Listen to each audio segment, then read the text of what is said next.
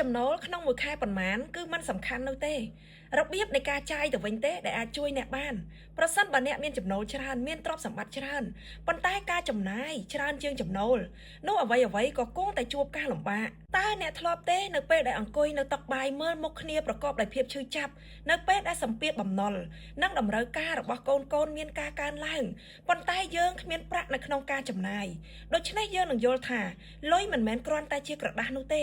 ប៉ុន្តែវាគឺជាខ្យល់ដង្ហើមនិងជាសុវត្ថិភាពផ្លូវចិត្តរបស់គ្រួសារយើងដូច្នេះការគ្រប់គ្រងហិរញ្ញវត្ថុមិនមែនជាតួនាទីរបស់អ្នកណាម្នាក់នៅក្នុងក្រុមគ្រួសារនោះទេគឺជាភារកិច្ចរួមរបស់គ្រួសារទាំងមូលខ្ញុំសូមលើកយកមូលហេតុចំនួន3ដែលនាំឲ្យគ្រួសារជួបវិបត្តិហិរញ្ញវត្ថុនិងដំណោះស្រាយចំនួន5ដែលដកស្រង់ចេញពីសៀវភៅកំណត់សុភមង្គលគ្រួសារទី1ការខ្វះតម្លាភាពនិងការបែងចែកអំណាចហិរញ្ញវត្ថុមិនស្រុះស្រួលគ្នាគឺជាដើមហេតុនៃបញ្ហាការកាន់កាប់អំណាចនៃការសម្រេចចិត្តលើរឿងលុយកាក់រវាងប្តីនិងប្រពន្ធផ្ដាច់មុខទៅលើនរណាម្នាក់ឬលាក់បាំងចំណូលនឹងធ្វើឲ្យដៃគូម្ខាងទៀតមានអារម្មណ៍ថាគ្មានតម្លៃនិងគ្មានសុវត្ថិភាពទី2ការខ្វះចំណេះដឹងនិងការរៀបចំផែនការហិរញ្ញវត្ថុឲ្យបានច្បាស់លាស់គឺជាស្នូលនៃបញ្ហា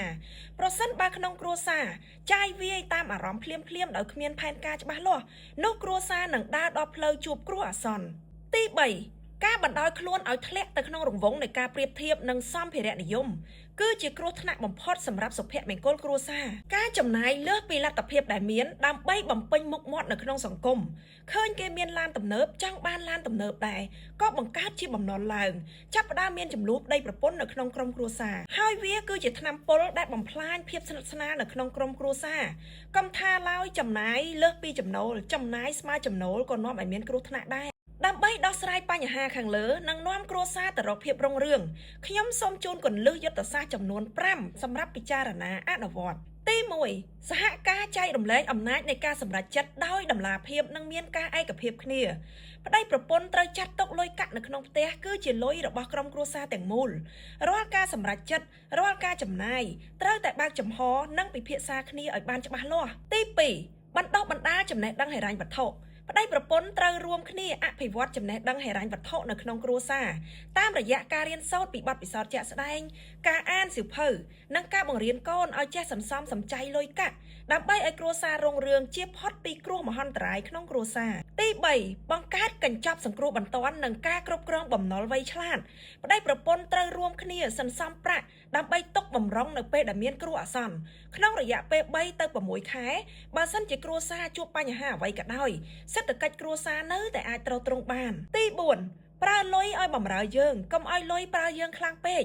យើងត្រូវតែចេះប្រើលុយដើម្បីបង្កើតលុយដោយយកលុយទៅវិនិយោគទៅលើកិច្ចការងារមួយចំនួនដើម្បីបង្កើនចំណូលក្នុងគ្រួសារឬក៏អាចដាក់សន្សំនៅក្នុងធនាគារជាដើមត្រូវចេះបង្កើតប្រភពចំណូលបន្ថែមឲ្យបានច្រើនជាជាងការរងចាំប្រភពចំណូលតែមួយមិនថាចំណូលប្រចាំថ្ងៃប្រចាំខែឬប្រចាំឆ្នាំនោះទេ